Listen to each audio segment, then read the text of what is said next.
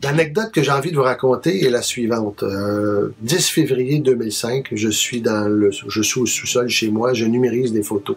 Je numérise des photos de famille parce que mon père, un mois avant, m'a demandé « Est-ce que tu peux numériser ces photos-là et les faire parvenir à ta cousine? » Et je sais que j'ai un rush de tournage parce que je fais Ramadan et Providence en même temps, donc beaucoup de scènes. Et là, je dis « Fais-le, Hugo, t'as une demi-heure pour le faire, sinon tu peux pas le faire avant 3 semaines. » Puis je voulais faire plaisir à mon père. Je numérise les photos et la dernière photo que je numérise, c'est mon père à 20 ans. Ça apparaît en gros sur mon écran d'ordinateur, puis je me dis « Mon Dieu, qu'il est beau! » Et en même temps, je me dis, mon Dieu, il faisait vieux à cet âge-là. Il faisait pas vieux, mais il faisait sérieux. J'envoie le petit paquet via l'Internet à ma cousine et 20 minutes après, le téléphone sonne. Je dis 20 minutes, là, mais à peu près 20 minutes. C'est mon frère dans une voix paniquée. Il me dit, écoute, je m'en vais à l'hôpital. Maman vient de m'appeler en panique parce qu'il est arrivé quelque chose de grave à papa, je te rappelle. Et là, il raccroche. Quinzaine de minutes après, le téléphone sonne à nouveau.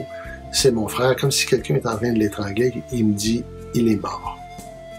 Mon père était parti travailler le 10 février 2005 et il y avait un malaise en voiture. On ne sait pas ce qui est arrivé. Il a tassé sa bagnole et son aventure terrestre venait de se terminer cette journée-là. Et à partir de ce moment-là, mon monde a été bousculé. Mon héros, un modèle, mon père, quoi. J'aime beaucoup cet homme-là. J'aimais beaucoup cet homme-là.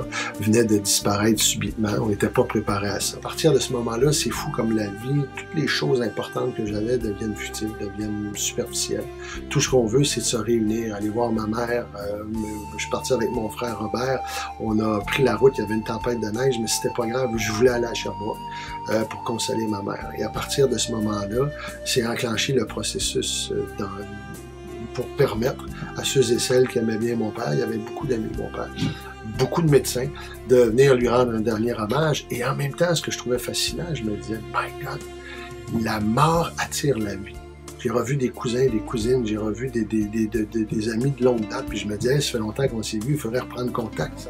Ce que je veux vous dire, c'est que savourez le moment présent, savourez la vie. Prenez le temps de dire aux êtres chers près de vous que vous les aimez, parce qu'on ne sait pas ce qui nous fait au bout du nez.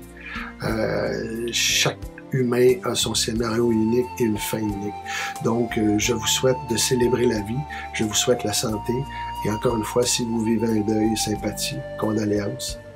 Laissez-vous porter, laissez-vous envelopper, laissez-vous soulager de cette tristesse-là. Merci.